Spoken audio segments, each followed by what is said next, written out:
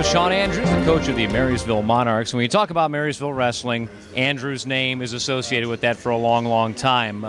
Obviously, your old man was the man there for a long time, and he's with us a couple times a year on Matt's side as well. Yeah. What's the legacy like there in Marysville, and how much responsibility do you feel for that? Wow, well, first of all, I'm really proud of my dad. He's getting inducted to Marysville's Athletic Hall of Fame next week, so it's a nice recognition for a lifetime of work for him. You know, he started wrestling at Marysville in 7th grade and was the school's first state qualifier and came back and coached for 32 years. And I think at 10 or 11 as a head coach, but he's just been there for a really, really long time. So obviously, like any son, you want to carry on a legacy. You want to try to build on what he's done, but he still comes in the room. He's still, he helped out the middle school for a long time. So he's what I think of when I think of wrestling at Marysville. When you think of Marysville, it's a Division I program, but it's unusual in that it's not a big city school. Marysville, you hear the commercials for places in Marysville. Well, it's just outside of Columbus, but it's a rural area, and usually those areas have smaller schools, but that's not the case. So how does that help you with having a larger student population to draw from? Well, I mean, I don't think our population is any larger than any other Division I schools. I think what's nice for us is we're not in a situation where we're going to split high schools. So, you look at the battles that an Old Tangio, Westerville, and a Hilliard are facing. Right now we're fortunate to be in a situation where we have one high school. So I think our kids take pride in that. I think our community takes pride in that. It's irrelevant, or it's not the right word, evident from the youth all the way up.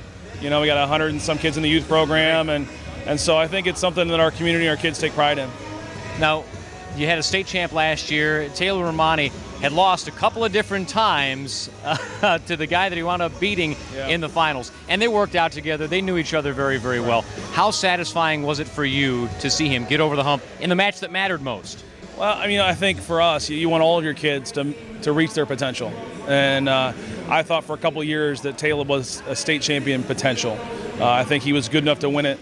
And it was more just excitement for him, and we've had a few. We've been on a good string. We've had a few state champs, 4 state champs in 3 years, and that's the best feeling as a coach. You got the best seat to see the best reaction, and we've seen a couple bad reactions. We've lost a couple, but you're just happy for a kid. And as the coach of the state champion, you get to hand out those medals, and when you get to put that medal around the neck of your guy, what's that like? Again, it's satisfying to know, years worth of work go into that 6 minutes, and so. You want that for every kid, even though that's not realistic for every kid. Right. It's just amazingly satisfying to see them reap the rewards for all their work. Now, we haven't talked about this year's squad at all. Yeah. There might not be that top-end firepower that you've had over the past couple of years, where there's a guy that a lot of people expect maybe to be wrestling Saturday night at the Schottenstein Center, but there are still a lot of big guns on this team. Yeah, I think this team's had the benefit of wrestling with a lot of those guys, with a Noah Forrider and Austin Farr, a Hayden Lee, Taylor Romani, and Alex Cepeda. So they've seen what's possible, and it's just a matter of working to reach that level. So we're excited. I think we have 9 district qualifiers back, 10 or 11 guys who started, got a couple freshmen that we're really high on. So we'll see. We haven't really got into the tough dual meets yet. So tonight's a tough one with Central Cross, and give us a better idea where we are. All right, well, good luck with it. Thanks for being with us. Thanks.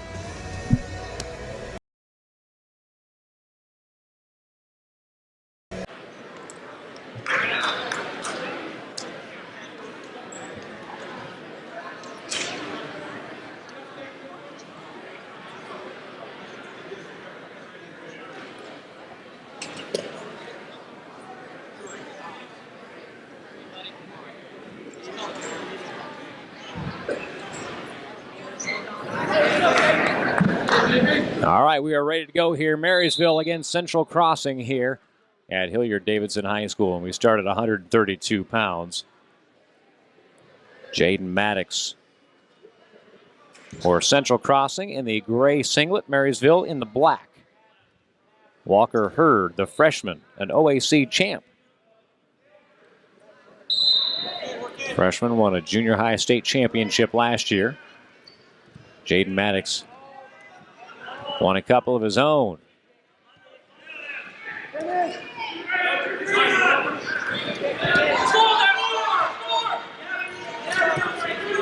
Maddox in on a double leg.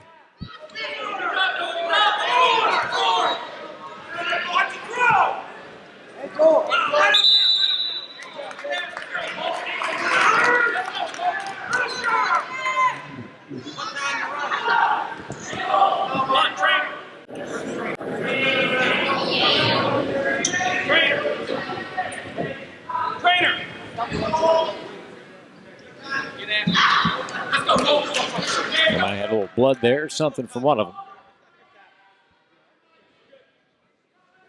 No score. 42 seconds into this match. Let's go, move him. On his head. It's one of our highlight matches of the night here.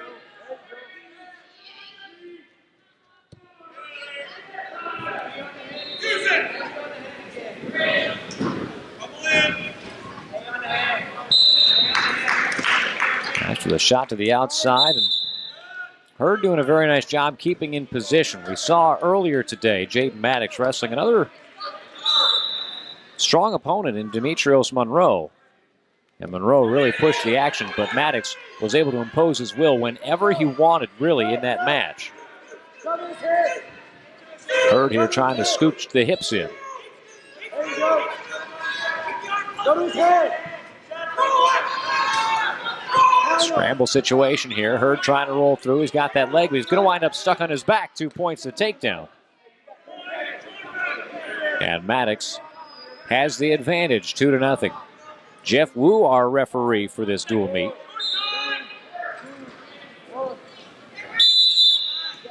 Ryan Mitchell here with you on Matt's side. Glad to have you along here on the Education Channel.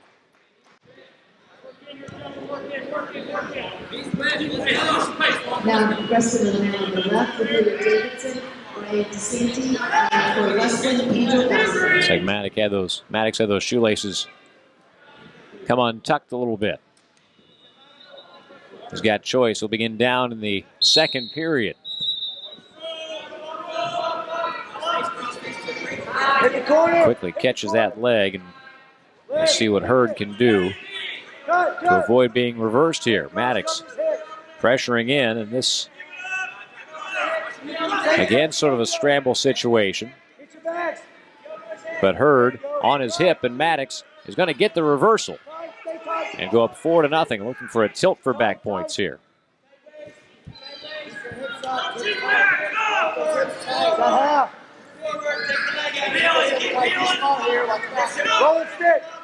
Roll it stick. Well, Maddox tough riding with that arm, has the back points. Now if he can lower the hips and elevate the head, might be in a position for a pin here. Chest on top. Circle to the head. There, now you see it. Wrist, hand on the wrist to put his body weight over the top of Hurd. Looking for that fall.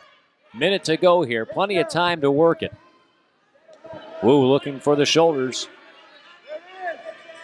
Maddox again with a readjust to try and inch those scapula down to the mat.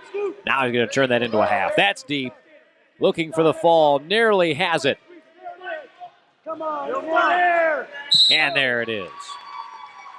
Jaden Maddox twice tonight had tough opponents and finishes this one with a pin. That puts Central Crossing on top by a 6-0 score here after a match. And Walker Hurd, an OAC champ from a year ago, 12-3 this year, ranked 16th as a freshman. He just felt what it's like to go up against one of the best in the state. 138 pounds now. Jake Marsh and James Wymer. And we're talking about another marquee matchup here. Wymer ranked third at 138 pounds, Marsh 8th. And it's Wymer right in on him again. And quickly with a takedown. Get his hips down. Wymer has the advantage. Marsh 15-3 on the year. Shake it up, left. District finalist a year ago. Wymer 11-2, fifth at 132 pounds last year.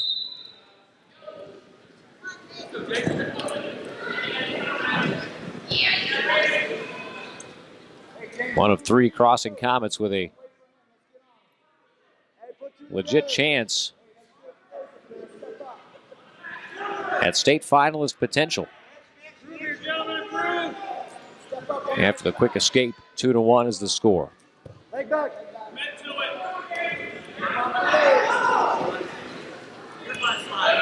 Well, if you're Marysville, two of your biggest guns are going up against two of the top wrestlers in the state of that same weight class. So matchup-wise, Sort of some tough sledding.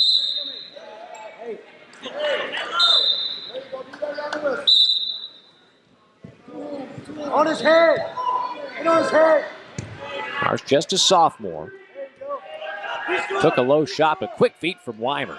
And now Wymer trying to turn into offense of his own, and he does. 4-1 the score, 30 seconds to go in the first period. Keep it tight. Keep it tight. Hey, finish on top. Let's go. Back to neutral, 4-2 the score.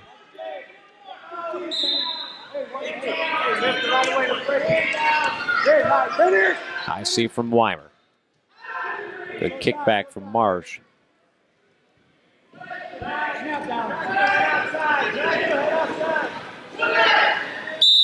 Hey, James. Hey.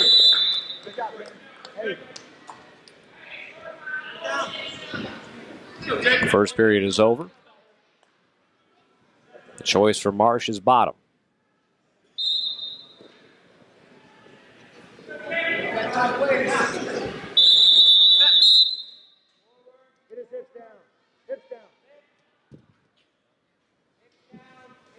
St. Ed's Hunter Ladner is the top-ranked wrestler at this weight class. Moises Guillen ranked second. And there's talk that Dominic Demas, last year's state champ, will be dropping to 138 pounds. Very, very hotly contested weight class. On his head. Wymer didn't wrestle last time out, but ranked directly behind him. Freshman from Olentangy Liberty, Carson Karchlava.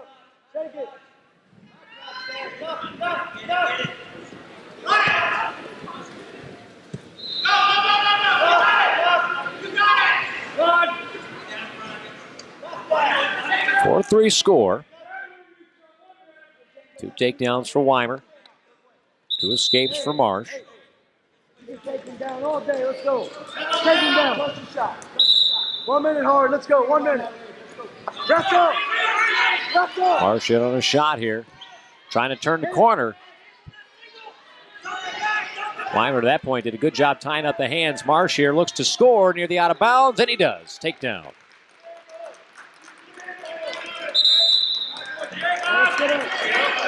And so Marsh, for the first time in this match, has the lead, 5-4, with 44 seconds to go in the second period.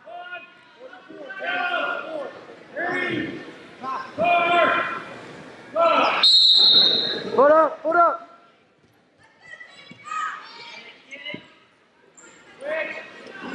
Wymer's first move was stuffed there. Now we'll see what Marsh has to offer from the top position. 30 seconds to see what he can do.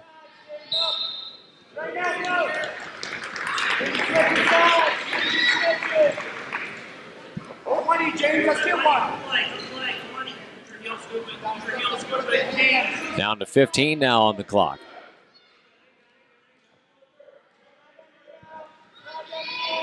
Now, if you're Marsh here, these last 33 seconds are definitely a win.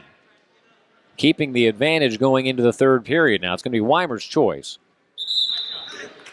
Now wrestling at the mat on the left, at 145, with Hilliard Davidson, and for Roshan, Ryan Williams. Go, James. Got to move. Wymer again will be on bottom this time to start a fresh 2 minutes. If you're Marsh, you don't have to turn here, but you do have to ride out for 2 minutes without getting hit for stall calls. Turn obviously would be preferable. You don't want to go back to your feet if you can help it, because Wymer has had the better of that exchange. 2 takedowns to 1. But that's just where they're going to be. Back to scratch, 5 apiece here. 1:30 to go in the third period. Shot by Wymer. Marsh trying to fight it off near the out-of-bounds line. Full extension of those lower legs, trying to keep Wymer at distance. And out of bounds they go. Central Crossing coaches want to flee in the mat call, but they're not going to get it. Get on his feet. Let's go.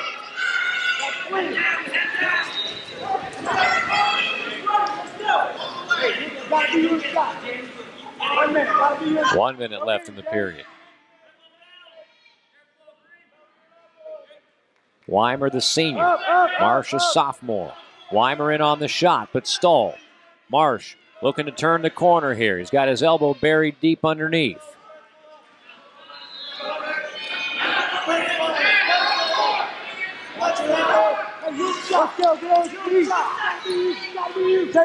It would be no surprise to see these two at Hilliard Derby just down the road to see who would be the Central District champion. I see shot in Wymer. Had just elevated his leg past it.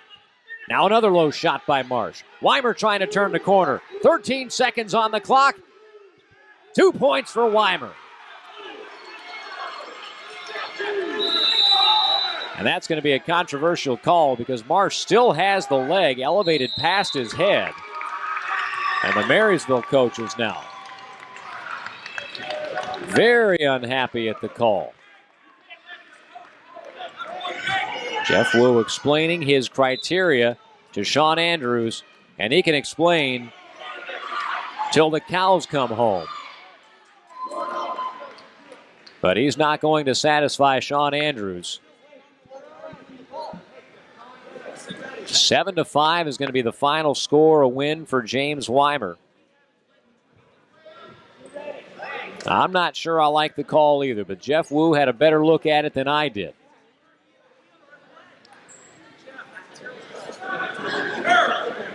Eight to nothing, make it 9-0 will be the team score. Central Crossing is on top of Marysville. Well, a hotly contested match there. Probably not the last time those two will see each other this year. And we will go to 145 pounds.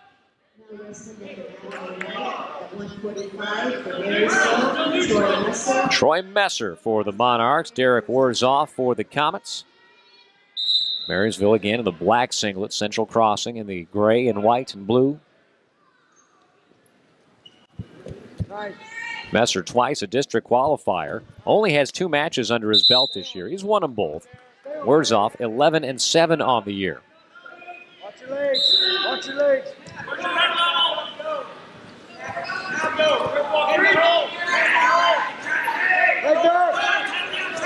Here it is. Warzoff in on the leg. Good lift and bring down to the mat. Takedown for the Central Crossing 145-pounder. Get a wrist. Derek. Derek. Derek. Forward. Get it flat. Stretch. Derek.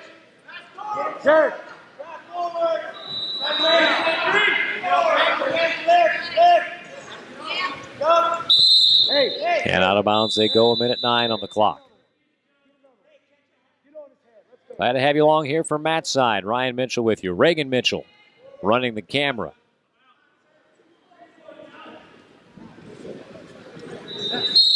Chop. Cliff Cahill still on the mend. Hopefully he'll be back with us in the coming weeks. Cover. Get on top of him. And Bob Dealey, well, probably golfing down in Florida somewhere. Let's go, on his leg, let's go. 45. 2-1 after the Messer escape.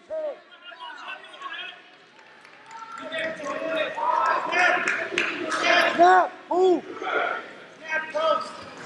30 seconds left in the first period. Hit it, snap.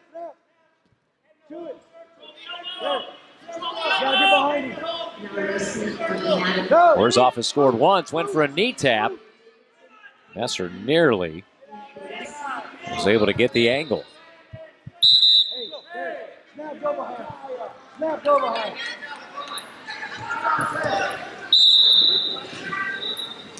Get on there. Jack it out. 5 ticks remain, and nobody's going to score. So it'll be 2-1 Warzoff after 1. Down. Hey, Derek. Stop the hips first. Derek, you keep coming up. Keep standing up. Warzoff begins the period on bottom. Up, stand up. Cover. He's high. He's Now high. Messer with a leg in, trying to bar that head. He's got the height and reach advantage, but that's something that Warzoff is accustomed to dealing with. Getting to 145 pounds, you get a lot of different body styles. Boy, what a lift and return from Warzoff and a reversal to go up 4-1.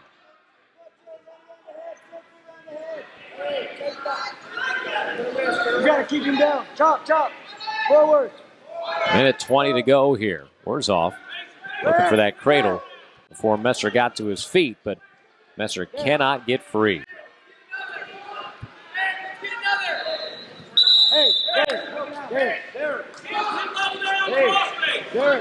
There. There it is. Hey, Marsh, get the leg. Where's your pressure at?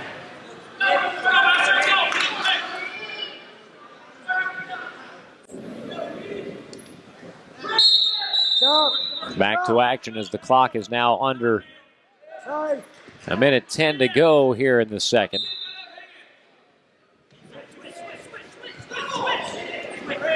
Get his hips down. Follow.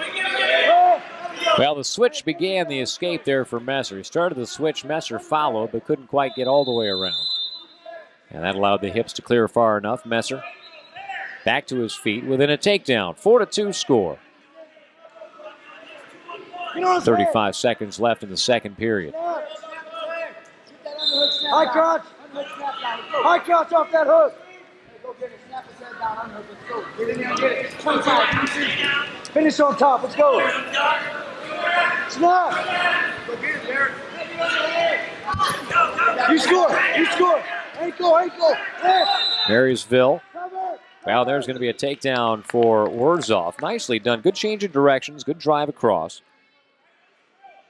Marysville, one of those teams that's always done very well in the state dual meet series. The state dual team tournament. Second period ends. Messer will choose bottom. Down 6-2. As we talked with Sean Andrews, they don't have quite the top flight talent, those individuals that you expect to place at the individual tournament near the top of the podium or even at it. But a solid group all the way through. Out of bounds they go.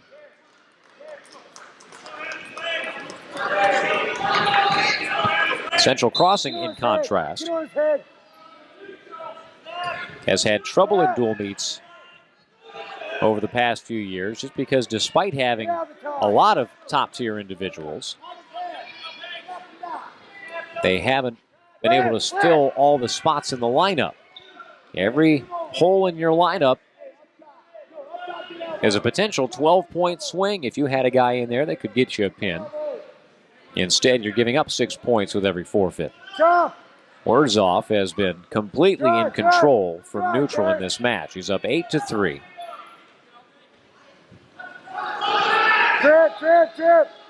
Trip it. Go.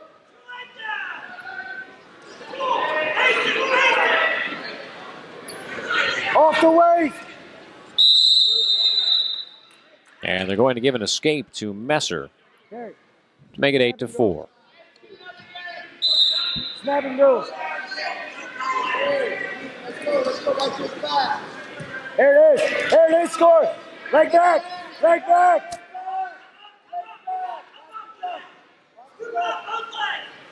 Head up. Leg back. 40 seconds left, 8-4 the score. High crotch. Under 30 seconds to go. Messer's going to have to really put something together here, or it's going to be another win for Crossing. And there is just a bowl over takedown for Derek Warzoff. Now looking for the back points and for the fall. Short time left. And time expires. And the match is over. 10-4 the final. Warzoff with the win. And so it is now a 12-0 lead for Central Crossing.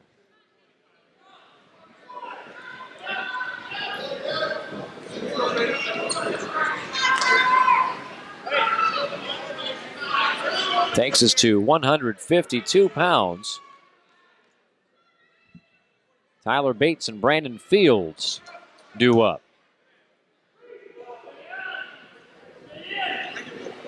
Now wrestling at the back of at 152 for Marysville, Tyler Bates, and for Central Crossing, Brandon Fields.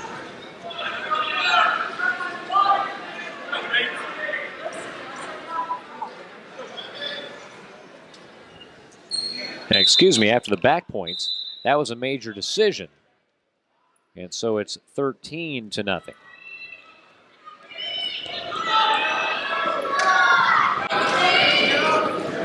A quick attempt at a go behind here from Bates, and he'll get the 2.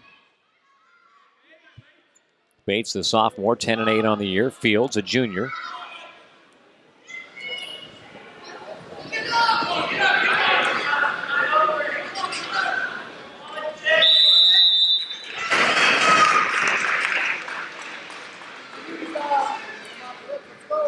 One arm bar and 2, and we'll see now what Bates can do with it.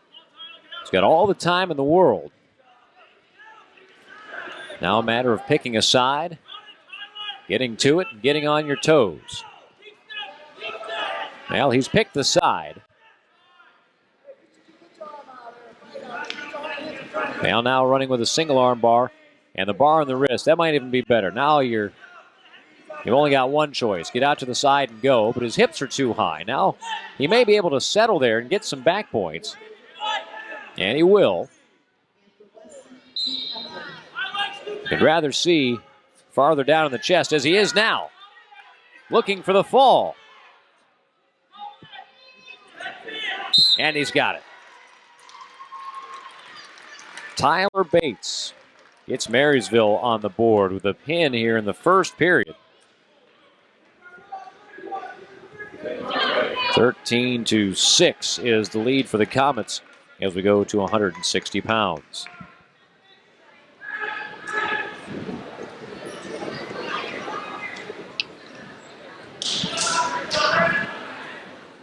Now wrestling at the down on the right at 160 for Marysville, Pitro, and for Central Crossing, Leapley. Ethan Leapley for Central Crossing stands in at 160 pounds. Cedric Petrov for Marysville.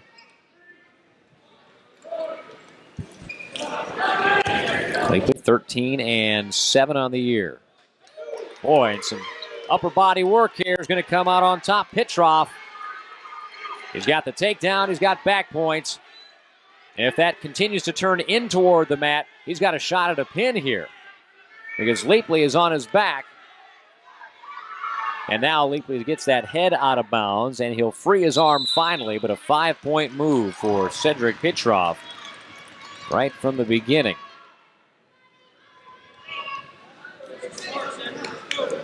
Petrov, a district qualifier. He's just 2-0 on the year, getting started with his season.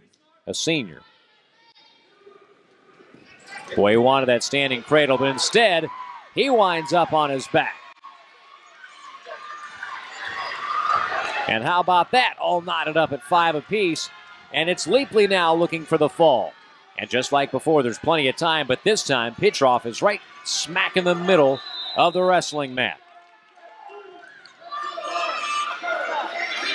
Just under a minute to go. We have had all kind of action here. Jeff Wu looking down at the shoulders. Boy, Leapley let that arm come through. Now circles out. He's got that arm caught. Maybe looking for a tripod. Can he get it? If he can get that tripod, he'll have the pin, and he does. What a turnaround for Ethan Leapley, who was staring up at the lights just 10 seconds into this match. And that is a huge swing for Central Crossing as they go up 19-6 as we head to 170 pounds. Wrestling on the mat will be right at 170 for Marysville, Hunter Hurd, and for Central Crossing, Mason Morris. Mason Morris at 170 pounds, the sophomore for Central Crossing. Hunter Hurd in the black singlet for Marysville. He's a junior, 9-9.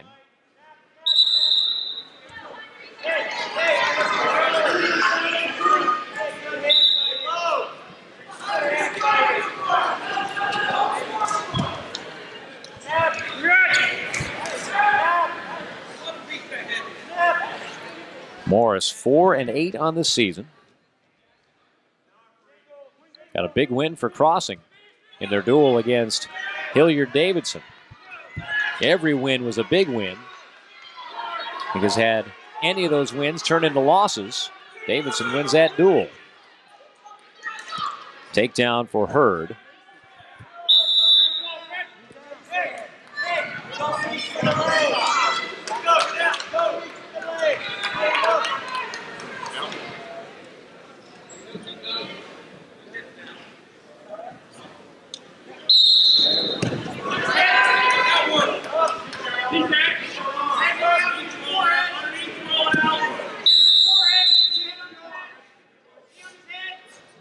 Hurd now looks to bar up that arm.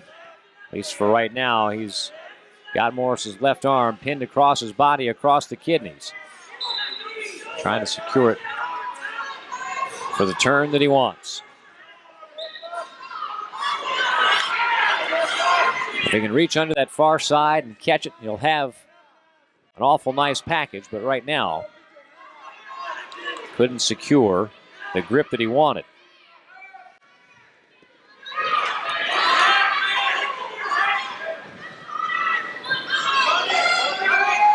Under 30 seconds to go here in the first, 2-0. Hunter Hurd with the lead.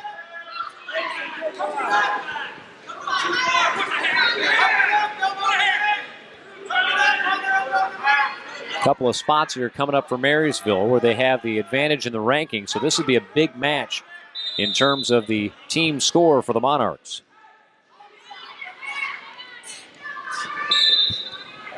If you're Sean Andrews, you want to see bonus points out of Hurd.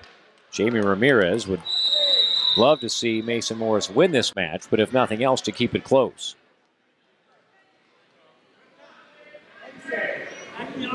Choice to Hurd, and Hurd's going to choose top. After being unable to get the turn in the first period, Hurd wants to put himself right back in that position of advantage.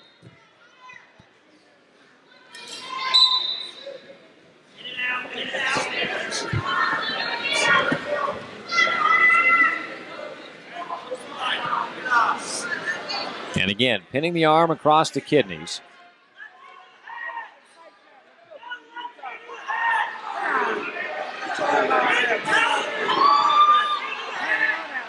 Unless he can sink that there and get the grip he wants, though, that's not really going to do him a whole lot of good. Well, he nearly had it. But Morris was able to rotate the shoulder through, but it is a deep, deep half now for Hunter Hurd. Trying to apply some severe punishment here. Up 2-0 in the second. Now in a possible cradle situation. He's got it locked up. He's got to find the leverage to work it over against the taller opponent in Mason Morris. Now he's got it over, but they're out of bounds.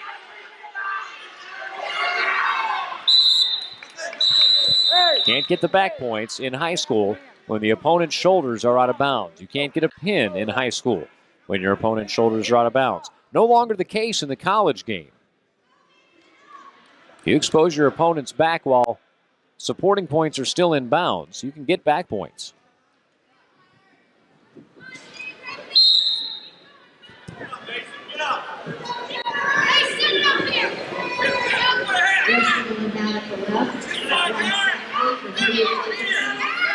And for Weston, Josh Brown. Let's go!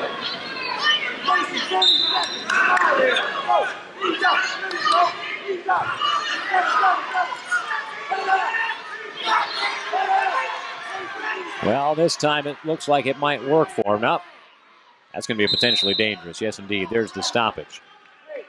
So once again, Hurd very nearly had that turn he wants. And you can see Morris is definitely in some pain there with 18 seconds left to go.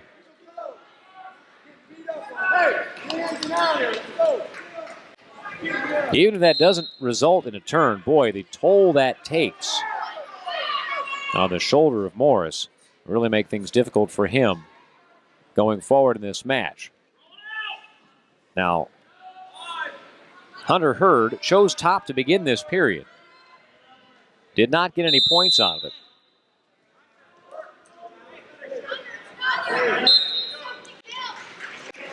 Morris never came close to an escape. Now it's his choice in the third, and I'll bet he doesn't choose down. Nope, he's going to take neutral.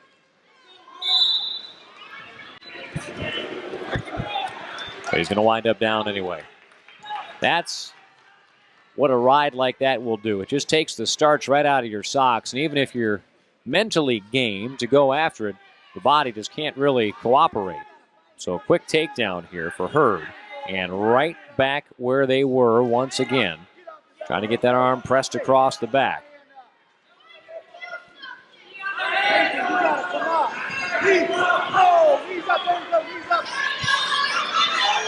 And now lacing that arm, trying to lift the chin. Hurd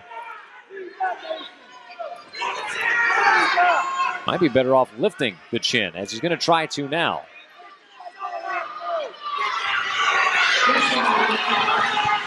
Now there's back points.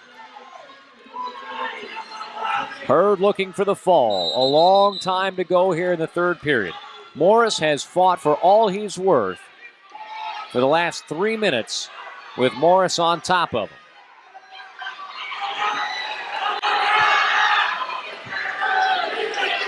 I don't know if he'll have the energy to keep off his shoulders for another 43 seconds, which is how much is left in the third. Jeff Wu right on the scene looking at the shoulders. Now, if you're Hurd, you probably want to settle back, get your chest across his chest a little bit more, and apply some more downward pressure. There you see the adjustment. Oh, what a job of fighting from Mason Morris. 3 back points. Hurd caught him momentarily on his back. Well, I tell you what, Morris isn't going to win this match. But what a gutsy performance as Hurd tried for another takedown to get the major decision. He won't do it. 7-1 the final score.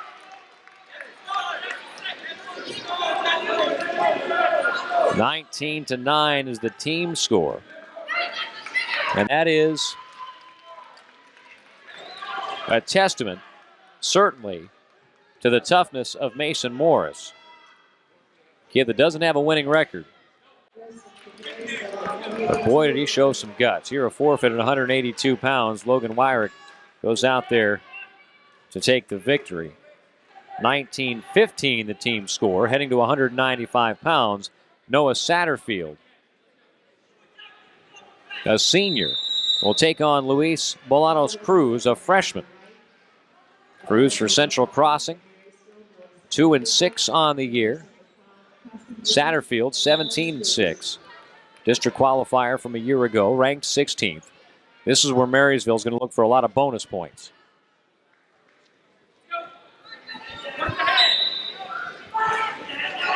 Any bonus points in this match for the Monarchs at least ties the duel. Cruz being aggressive, in on a shot, but that's turned away by Saterfield.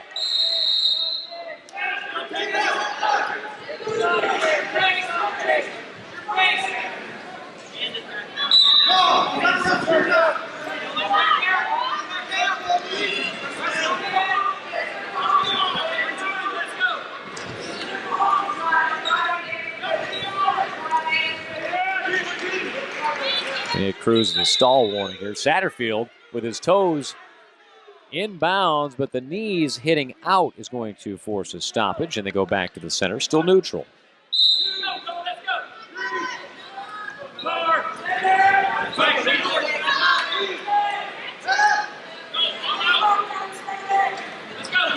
Takedown for Saterfield puts him up by a 2-0 score.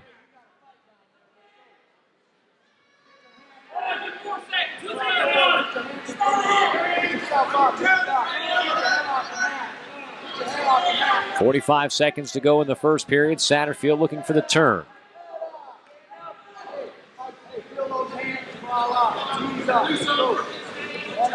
Talked about it before. A freshman wrestling 195 pounds. You are going to take some lumps. And here's one of them. Cruz, one shoulder down, the other very, very close. Saterfield, I thought, might have had him momentarily. Saterfield there, after he turned him over, lacing the arm, just had his chest way too high across the neck rather than the chest, and couldn't settle in for the fall. But he's in good shape here, up 5-0. 5 seconds left.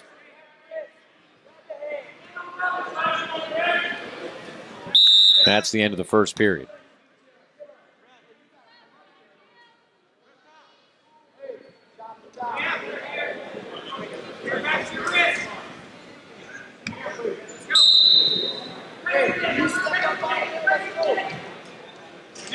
Cruz will start the second period from the bottom position. A quick roll through from the freshman, and he's out and neutral.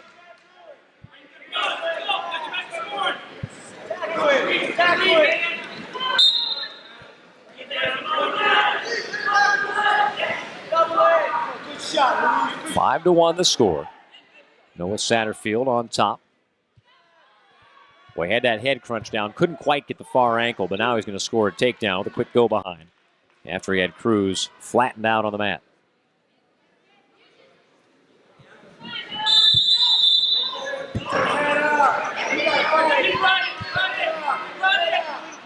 Saterfield with great top pressure.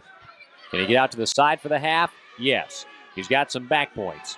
And Cruz could be in trouble here. And there he is. Saterfield with the pin. And Marysville takes the lead. 21-19 Monarchs after 195 pounds. 6 matches to go here in the dual meet. 220-pound matchup. This is another one where Marysville on paper has the advantage. Senior Ben Roshan, a district qualifier from a year ago, taking on freshman Bobby Logan. 220 for Marysville, Ben Roshan.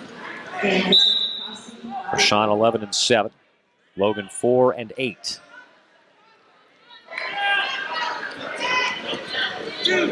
Quick takedown for Roshan.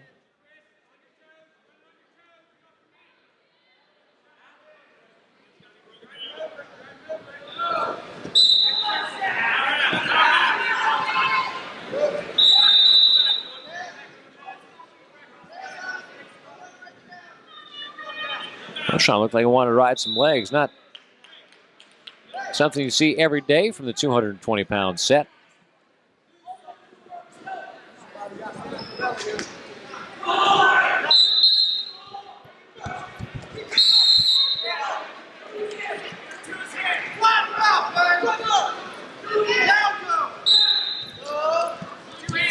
Roshan got that far wrist, but much like we saw from Hunter Hurd, wasn't able to get it quite done.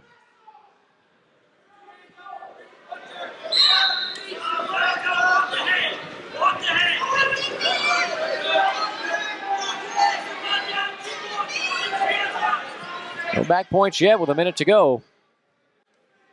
Roshan just trying to bowl him over with raw strength. And now walking around, if he can hook that reverse half in there, he'll be in very good shape. Or just circle around the far side of the body. I'm just trying to weigh down on Logan. Logan, another freshman, wrestling with the Big Eaters. 3 back points, but Logan showing some toughness there. 30 seconds remain. Yeah, when you wrestle with Cameron Teacher every day, you're going to have to be tough, and you're going to have to fight through, and you're going to have to figure out a way to not quit on a daily basis, or you're not going to make it through the first week of practice in the season. More back points coming here to Roshan. 3 more will make it 8-0. Short time left in the first period.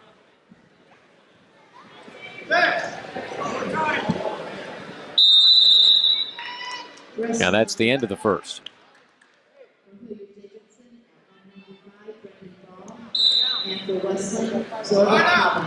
Roshan begins the period on bottom.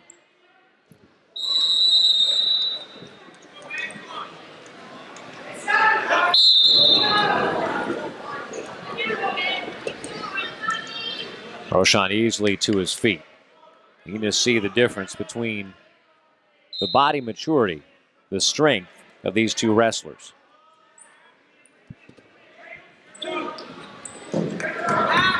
Roshan up 13-0 here. The next turn likely ends the match, so he's going to want it to be a turn with which he can pin.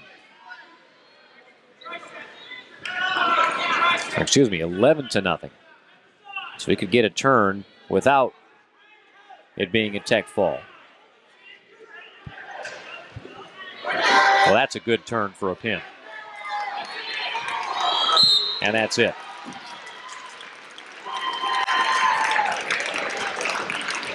(27-19) now. Marysville on top, but the big fella, Cameron Teacher, Ironman champion, will step on the mat. Teacher 14-0 on the year. Dan O'Neill, no slouch, 11-2, a district qualifier. Both are seniors.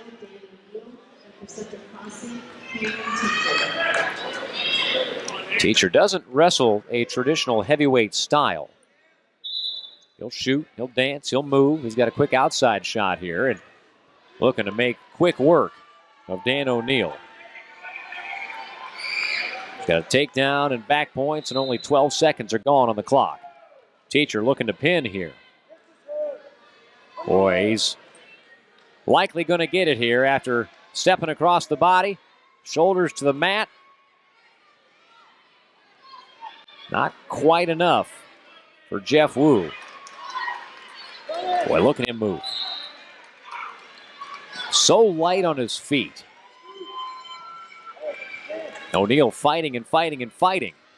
He fought off the first pin attempt, but he won't fight this one off, it doesn't look like. And Teacher with the first period pin. That brings it back to within a 2-point dual meet. Marysville still on top, 27-25 as we go to 106 pounds. Central Crossing's Hudson Leapley, a freshman, taking on fellow freshman and OAC state qualifier Jacob Saterfield.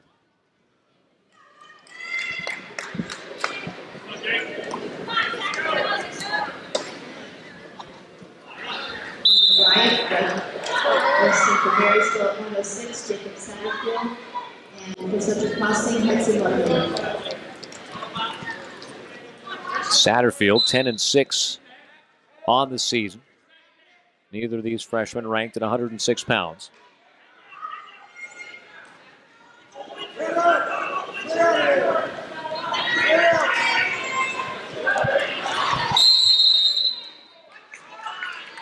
Big match here. On the left, wrestling for Davidson. Each of the next 3 matches, Central Crossing has the number 7 ranked Jackson Laxo at 113, Zach Collins and J.D. Woods, both mentioned just outside of the top 15 rankings. Derek Sharp will wrestle Zach Collins in all likelihood. He'll sit back there from Saterfield, and he scores the 2. So again, in these matches, bonus points are going to be big.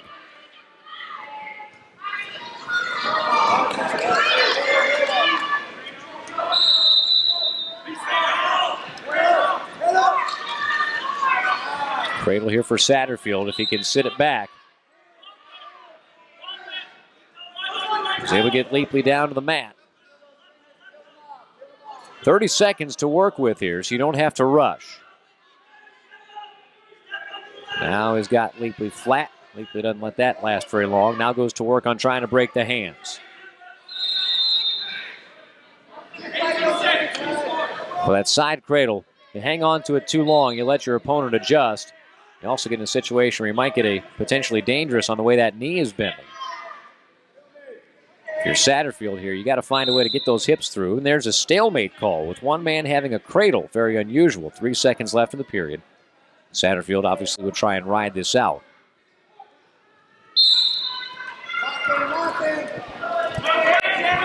And he will.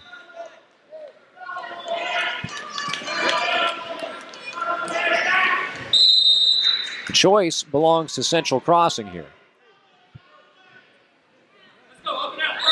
Deferral to Saterfield. He takes bottom.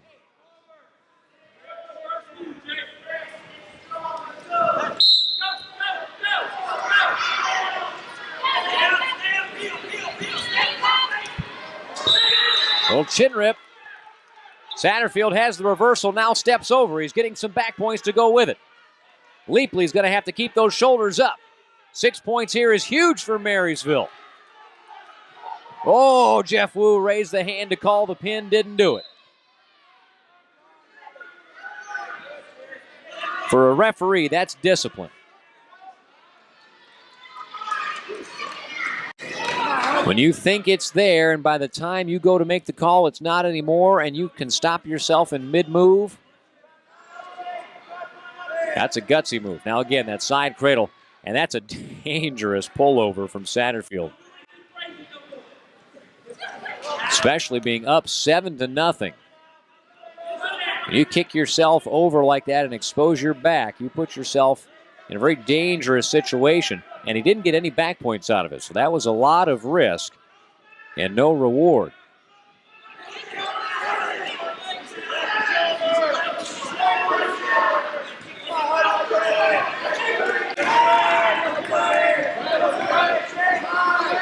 "40 seconds left.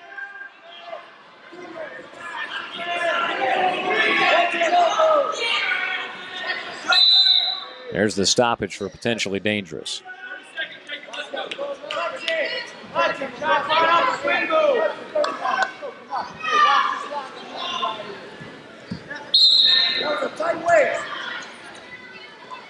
Under 30 seconds to go in the second period. Jacob Saterfield up 7-0.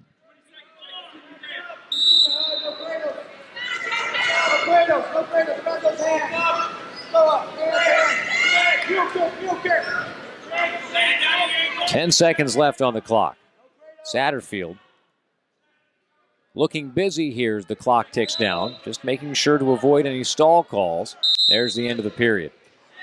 And now it's choice to Leapley, who's been ridden pretty hard.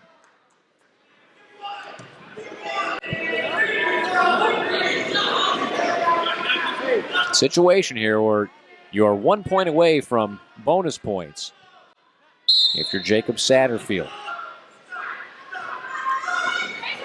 Saterfield goes back to the leg ride to scoop the head. Nearly had the turn there, but Leapley did a nice job coming through. Nearly caught a hanging head. Now a Merkle ride. See if Saterfield can roll that through. Really got to stretch that out and go hard on that. It'll be a stalemate. Good call.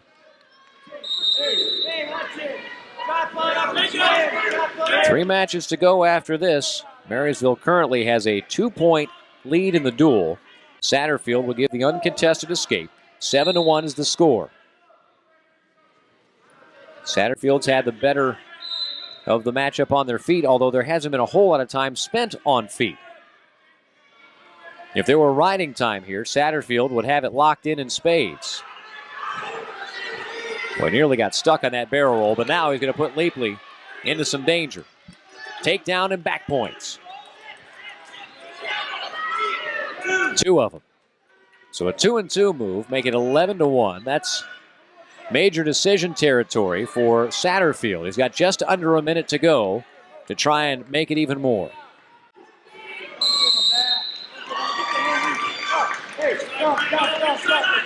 45 seconds to go. Leapley nearly turned that into a barrel roll of his own.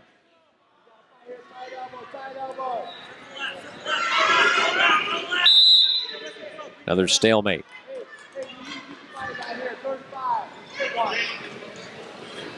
Be smart. Keep down. Let's go.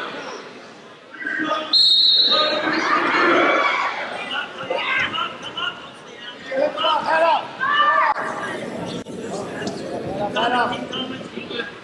25 seconds to go. 10-point margin here. Hilliard Davidson to Saterfield and the wrestler Brian Cruz. Now down to 10. Uh-oh. Boy, nearly stuck on his shoulders there was Leapley, trying to roll things through. This match is going to wind up a 10-point victory, a major decision win for Jacob Saterfield, 11-1. Marysville on top, 31-25. And a big match coming here for Central Crossing at 113 pounds. Jackson Laxo, their last ranked wrestler. And the Comet's going to count on him to get some heavy bonus points here. Wrestling on the right at 113 for Marysville, Reggie Reid. Reggie Reid, the junior, going for Marysville, 9-5 on the year. Laxo, a senior.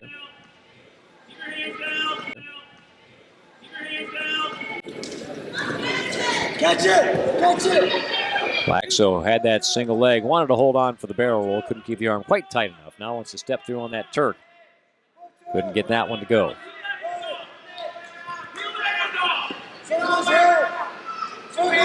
Got that arm bundle, needs to continue to circle to the left-hand side, lost it. Keep attacking his hands. Cradle. Take his head to his knee. Cradle. Grab his hand. Grab his hand off your hand. You gotta grab his hand, Reggie. Hold the rest down there. Mom's gotta move. Flat. Forward. Go.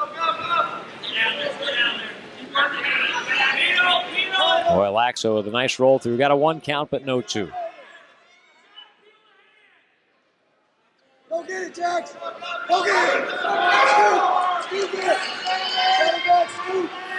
45 seconds. Laxo nearing back points. Only got it to about 90 degrees. Reggie Reid now in a bad part of town. Double arm bar here for Laxo. Now some back points are coming. Laxo sits it out, and he'll look for the fall here. Reid's going to look to keep that head in the way, and did so. Under 20 seconds to go in the first period. 5-0. Laxo with the lead.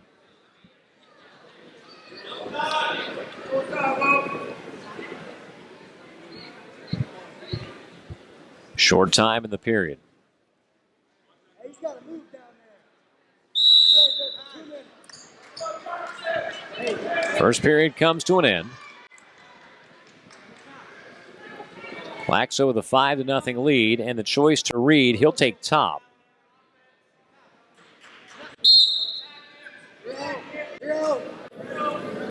And that didn't work out the way he'd planned. Time is called with a shoelace untied. 6-0, Laxo with the lead. Go right. Get on.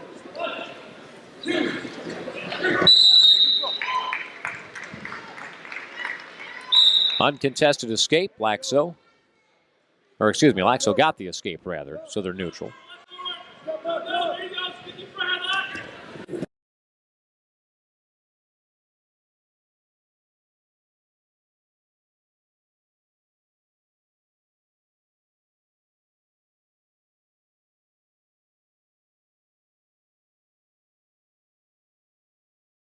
Boy, what a throw by. Just took the kickstand right out from underneath him. Reid wound up on the ground.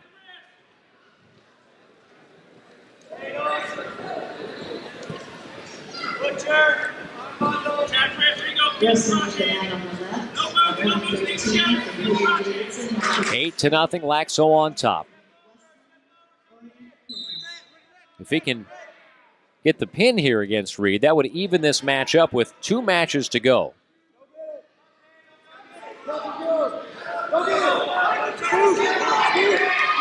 He's in pretty good position to do so here. Minute to work with. He's got his full complement of back points.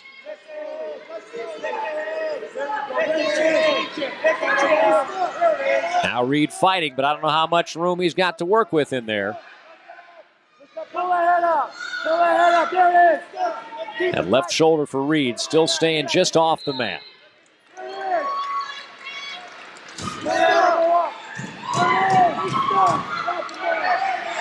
Reid with that elbow in is able to keep the shoulder up, but as soon as Laxo elevates that elbow, that'll do it. And we're all knotted up, 31 apiece.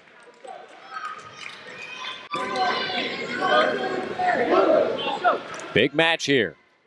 Zach Collins and Derek Sharp. Collins just outside the top 15 in the rankings. Sharp ranked number 13, twice a district qualifier. Collins last year a district qualifier and state alternate. At 126 pounds, Crossing has the definite advantage with Woods going up against sophomore Garrett Hosterman.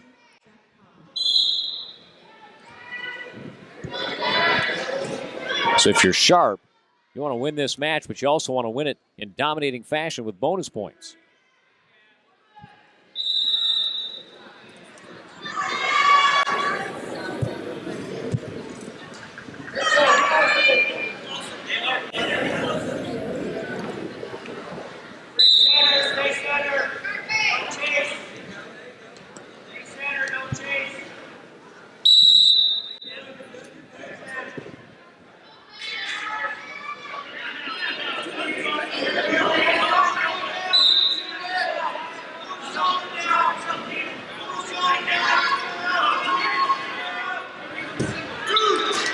Takedown.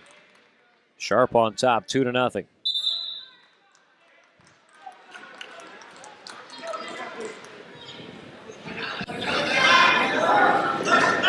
If the teams split these two matches with regular victories and will wind up tied, Marysville has 3 pins and 1 forfeit. Central Crossing has 3 pins, 4 pins.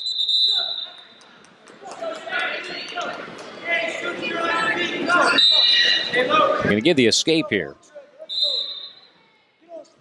Sharp wants to wrestle on his feet. Chase that ankle. Chase that ankle.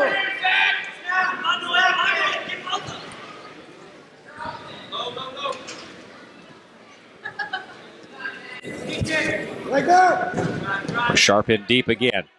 Has the takedown.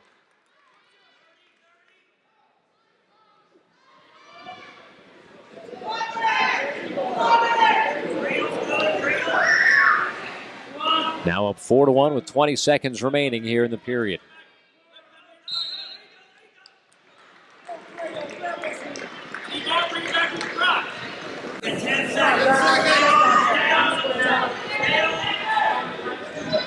Now here, if you're Sharp, just want to kill out the last few seconds of this period.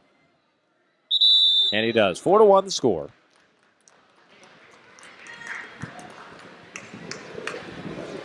Choice belongs to Collins. He'll take down. And he won't be down at all. Sharp says let's go back to neutral. 4-2 the score.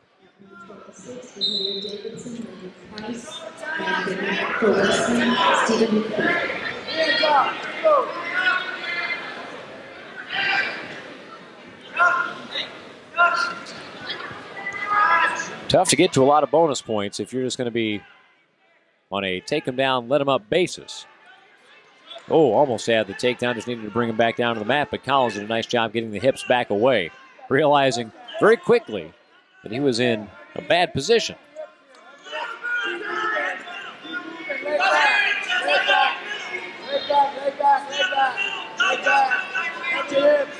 You're in the middle of January.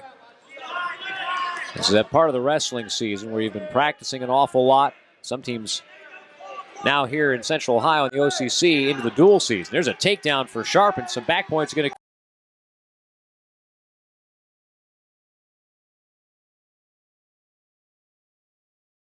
come with it.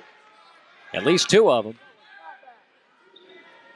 Indeed, 2 back points. 8-2 is the score here for Sharp, the advantage. The sectional tournament is still several weeks away. For some wrestlers, this can be the part of the year where it's just tough to maintain focus. The finish line is a long way off. You don't have the excitement of the beginning of the season. If you don't have a big tournament or a big duel coming up here against a rival opponent, sometimes it's tough to really be motivated. There's a cradle for Sharp. Is in a position there, maybe you get a split crotch cradle. Instead, just bowls it over. Got a 1 count, not a 2. Now the count is coming from the referee. 10 seconds left on the clock. Did he get all 3? Yes. Jeff Wu won't award them till the lock is broken. And that won't happen till the period ends. And there it does. So 3 more points. 11-2 is the score. And now it is a bonus point situation. Sharp has choice and will take neutral. Maybe a bit of a surprise he didn't try and go down and get that escape point. Because now a takedown for Collins gets you back within a 7-point margin. Of course, to this point, Sharp has had no trouble on his feet getting the takedown. Stalling out of bounds, and they warn Collins for backing. First stall warning of the match.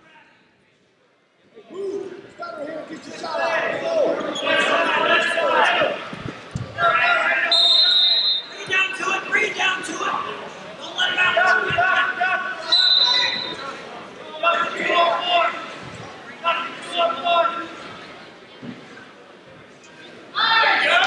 Minute 20 to go. Collins.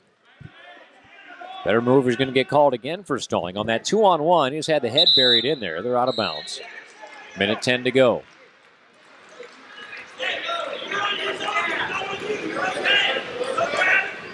For Sharp, even if you go feet to back and get a 5-point move, it's still not a tech fall. You need 1 more point.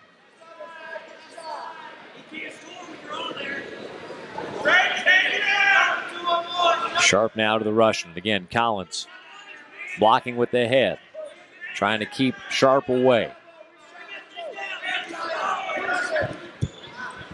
We'll throw down with the 2-on-1. Sharp into a shot attempt, blocked.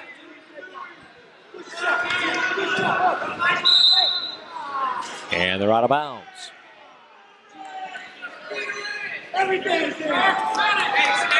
Everything's there. Hey, take down. You take down. Collins on the shot. He's got Sharp on his heels. A takedown here eliminates the bonus point. 30 seconds left.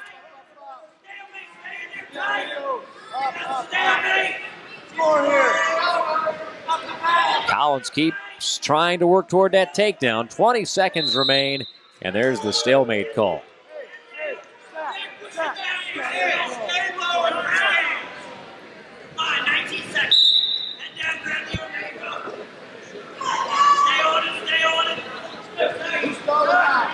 Sharp continues with that 2-on-1 here, pressing forward. 8 seconds left.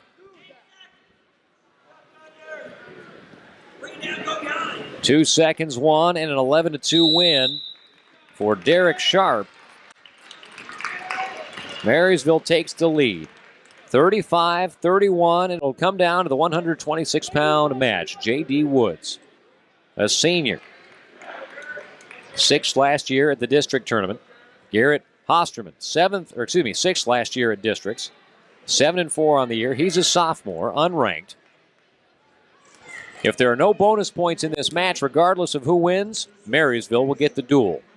For Woods, he's going to need at least an 8-point victory to tie this duel meet.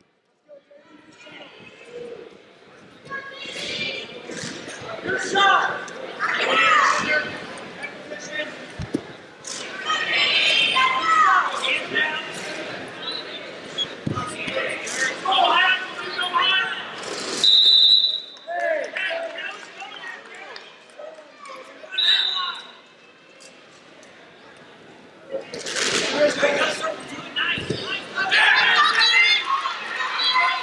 attempt here from Hosterman. Trying to get the takedown. Can't quite pop that head out. As soon as that head pops out, he's going to have the takedown, and he might be close to back points if he gets it.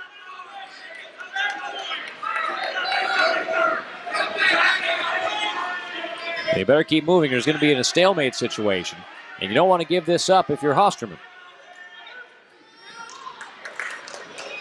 Minute gone by, and they're back to their feet.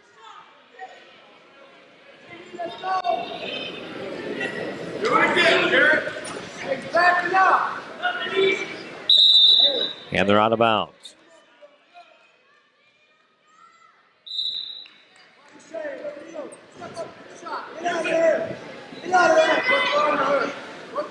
Well, Russian 2-on-1 here for the Marysville wrestler. And again, a barrel roll attempt.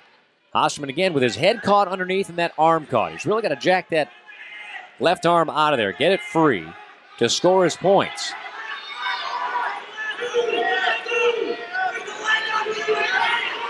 Boy, so close.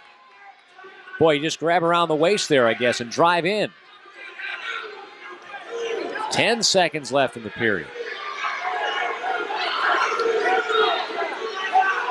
Woods here is just sitting on his hip. There's a case here for a takedown. Time is out. As long as that head stayed buried underneath, it's going to be tough for Jeff Wu to award the points.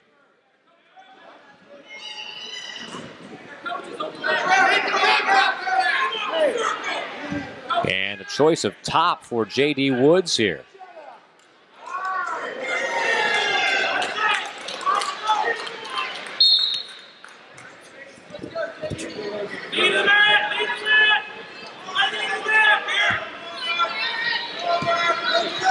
Woods down to a hip, but he's got that leg in to ride.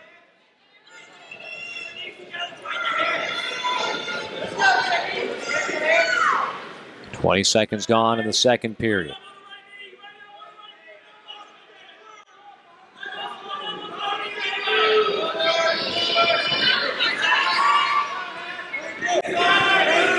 Woods is very good on top.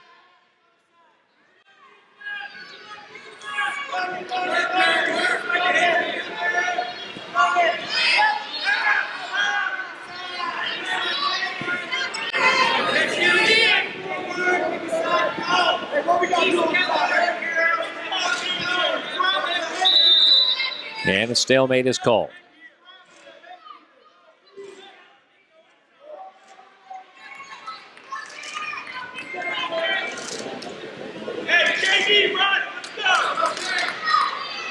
Minute 5 to go.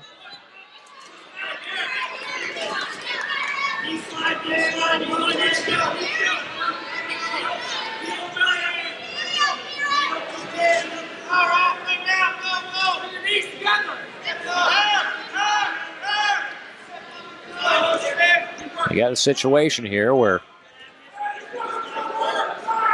Woods comes into this match knowing that he needs a major decision or better for his team. But after a minute and 30 seconds, he has ridden Hosterman, but has not scored any points. So neither coach happy with the goings-on here, both thinking the other one's stalling. 15 seconds remain. And now Woods looking for some points here. He's not going to get it. Can't keep it tight enough. 5 left on the clock in the second period. And so Woods rides it out but doesn't score and will go to the third.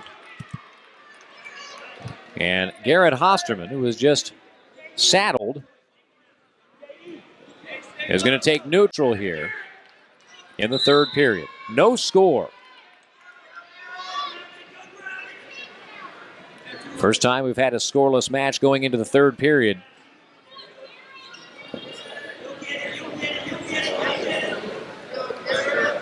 Hosterman likes that 2-on-1 tie.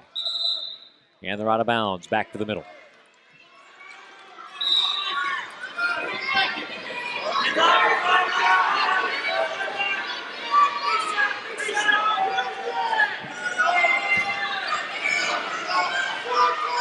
Minute 30 remaining.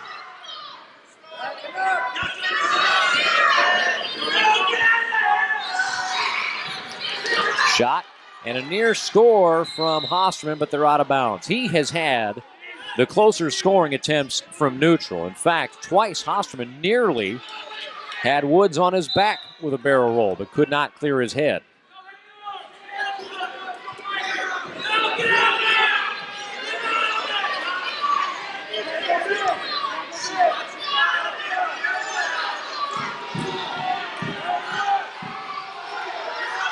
One minute to go. And back to the center.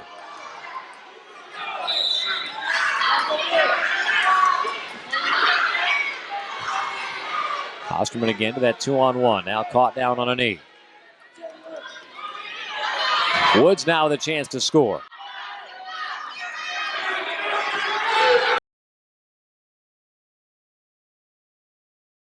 Boy, he threw himself all the way past. Now will settle and get the points. 2-point takedown for J.D. Woods. 34 seconds on the clock. His best chance now is a pin for Central Crossing. There's a stall call against Hosterman.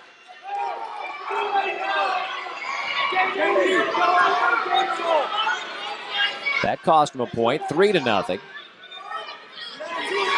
Hosterman to his feet. They're neutral. 2-point match. 10 seconds left near the out-of-bounds line. 5 seconds left and they're out of bounds. Woods stepped in to throw, but as he did so, he stepped out of bounds. 4 seconds left. Crossing's going to win the battle here, but lose the war. A 3-1 win gives 3 points to Crossing, but the score and the final score will be 35-34. Marysville gets the win. So that does it here from Hilliard Davidson High School. Central Crossing, we saw them twice. They beat the Wildcats in the first duel and then wrestling against Marysville in a nip and tuck battle all night long. It was Marysville coming out on top by the slimmest of margins, a 35-34 victory. Great night of wrestling here from Davidson High School, and we were glad to have you along with it. For my son Reagan Mitchell running the camera tonight, and for Cliff Cahill, who is still on the mend and will be joining us soon, I'm Ryan Mitchell. You've been watching Matt Side.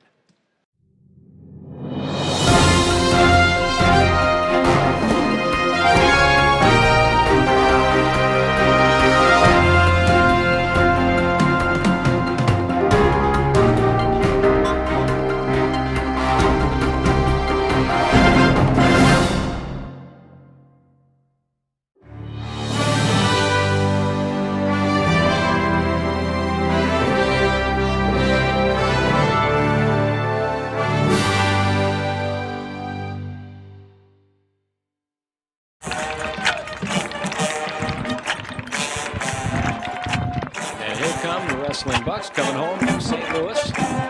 Proud to welcome them home.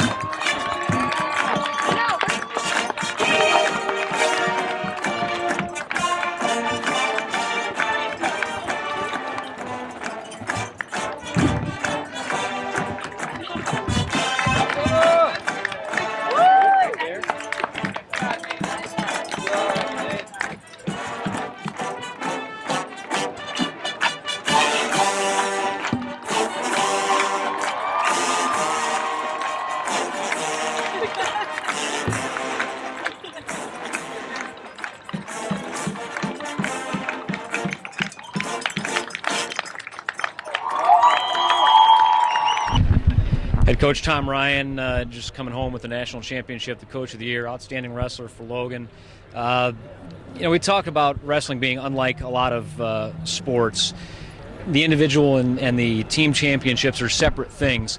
When you had the team championship wrapped up during the medal round, did that allow you guys, and you particularly, to experience both of those things separately, or was there even maybe a little bit of anticlimax with that? I'll tell you what, there was a slight bit of relief. All year long we knew we had a team that could win the Nationals. We had a lot of adversity, guys getting hurt, obviously the loss of a teammate. So this team went through some tough things during the year, but all along we stayed steadfast, and this is a team that could win the Nationals. And when we finally had it wrapped up, from a team standpoint, before the evening session, there was relief that the team won, but then you still have the reality that you have 3 guys going for, the ultimate goal in college wrestling, which is a national championship. So, Nathan, Logan, and Kyle, from a staff standpoint and a fan spectator standpoint, you have this weight of, okay, we got the team title, let's get 3 more. Let's lead with 4 titles. So, there was still, Plenty left. Yeah. There's a lot of people you don't see on TV that factor into this championship, from guys that were maybe at the tournament but didn't score points, or maybe scored a couple points. But there's a lot of people in that wrestling room that don't get entered on the line anywhere. Talk about the group that you have here. Yeah, we have 40 guys in the team. 10 compete. If you're fortunate to qualify 10 for the national championships, that's the most you can compete. So there's 30 guys there on a daily basis, at least, that are training just like the other guys and helping each other get better. And I think that culture of, even though I'm not the starter, even though I'm not the guy that's representing the institution at the NCAAs on a daily basis, I got to be ready to push this guy. So, a lot of those guys who went out to the championships were there. They celebrated with the team because they're part of the team at the, on the mat, after the last match. It was just a great weekend for us. Last thing, can you quantify what winning this championship does for the future of this program? To put it in perspective, since the program started in 1921, is our first national championship.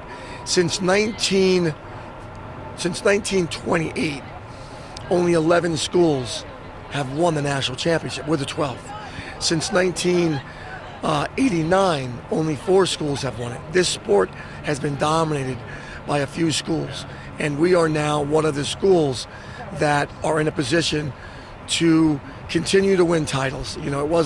This wasn't about this year alone. This is about, year in and year out being in a position to win the championships. And I feel strongly that we stay healthy, that this is a team that next year Buckeye fans will wake up every morning saying, hey, we're in the hunt. We got a shot. They need to have a great weekend like we did this weekend, but we're in the hunt. All right, Coach, thanks a lot. Thanks a lot. Congratulations.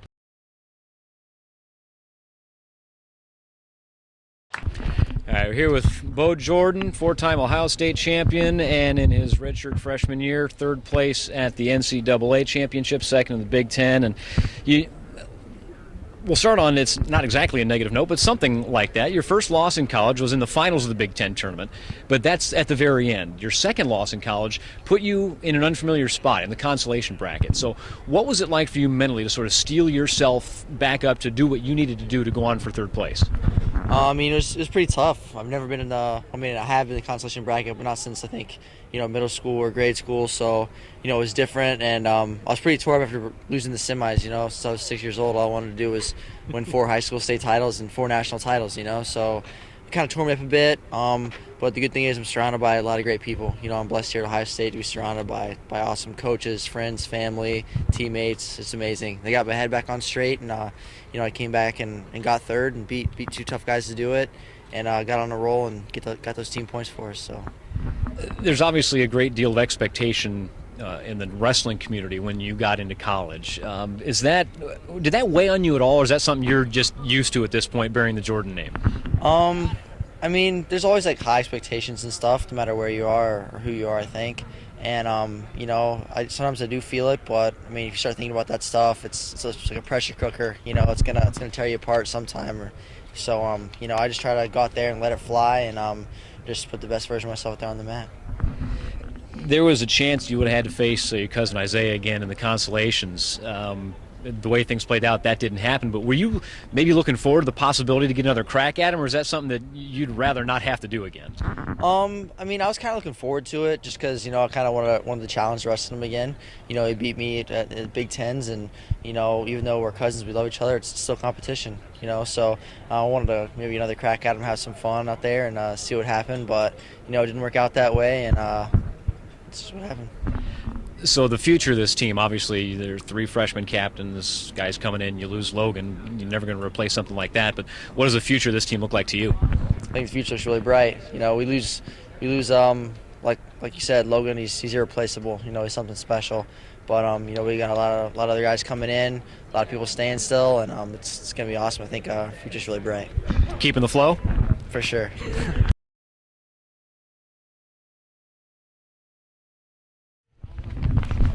Here with Nate Tomasello, freshman for the Ohio State University, 4-time Ohio State champion as well for CVCA. And 125 was a pretty wide open weight class. There were a lot of contenders, and you'd faced a lot of them early on. So what was that like for you to have that experience going into the finals? Yeah, I think throughout the year, competing and then facing the top guys kind of gave me a feel of what it's going to be like at nationals and what it was going to take to win it. And just I think learning from a lot of my mistakes that I made early on was just the key to continue to drive me, to push me and get ready for nationals. I was able to peak at the right time. As far as the team race, was there a moment where you thought, we're going to win this thing? For the team race, I just focused on doing my part, and that was beating everyone in my weight and then getting as much bonus points as I could. So I knew the coaches really caught up in about how every team was doing and what we needed, but I just wanted to take care of what I needed to do, and hopefully the team race was going to take care of itself, which it did. I couldn't ask for much more. So. Do you see yourself as a 125 for your whole career? I mean, obviously, as you continue to condition and lift weights, your body's going to grow. Do you see yourself staying there or maybe moving up at some point? Right now, I'll probably stay there next year because Johnny will be a senior and he'll stay at 33. So after that, I'll just take it year by year, see how my body is, see how much I grow, and I'll move up if I feel it's the right thing to do. So. Now, you were elected as a captain this year, and there were 2 other freshmen that were as well. Is there a cyclical effect between the work you put in and your attitude and effort that has put you in a position to be a captain, and then the feeling of responsibility to maintain that and even improve upon that? Yeah, it was a pretty humbling experience being just a redshirt freshman and being named one of the captains of the Ohio State wrestling team, and it just I accepted the role, the leadership, and I just wanted to push this team to win it and make history, and it came together at the right time, and I just truly thankful for everyone that believed in me, and especially all the teammates for all the support they've given me, and it was so great, so special. It certainly looks like it was warranted. Thank you very much. Thank you. 4-time national champ Logan Steiber here with us on Matt's side, and obviously it's a great culmination to your career to get that 4th national championship. And you talked about the ability to turn it on and turn it off when it's go time to when it's down time. But with your brother Hunter going through what he was going through, was it easy or difficult for you to compartmentalize that while still maintaining the focus on what you needed to do? Yeah, it was hard a little bit when he was wrestling just because I was so stressed. But I kind of calmed myself down, and after Big Tens, it was a little bit easier for me to relax. Watching Friday, my son was watching with me, and he said, Logan makes it look so easy. Wrestling's hard. How does he do that? When you talk to kids about wrestling, what's the message that you give them on the path to success? Just try to have fun and surround yourself with the best people you can. When Port tweaked his knee, just watching at home, the arena got really quiet for the rest of the match. Did you notice that during the match? And if so, what was it like to wrestle in front of a full arena that was pretty silent until the last 10 seconds? Yeah, I didn't really notice it, but it's just, I guess I didn't really notice the crowd, yeah. The team title was wrapped up before you got into the final round. Were you happy that the team race was already in the bag, so you could just focus on what you needed to do? Yeah, it was cool to have us already clinched, so it was nice for sure. You're the only senior captain on this team, but what are your feelings on the state of the future of this team? There's obviously a lot of young leadership here. I think we're going to be really good next year. I think we'll be better. So the leadership's really, really good, and I think they're going to bring everybody else up. All right, Logan, thanks a lot. Yep.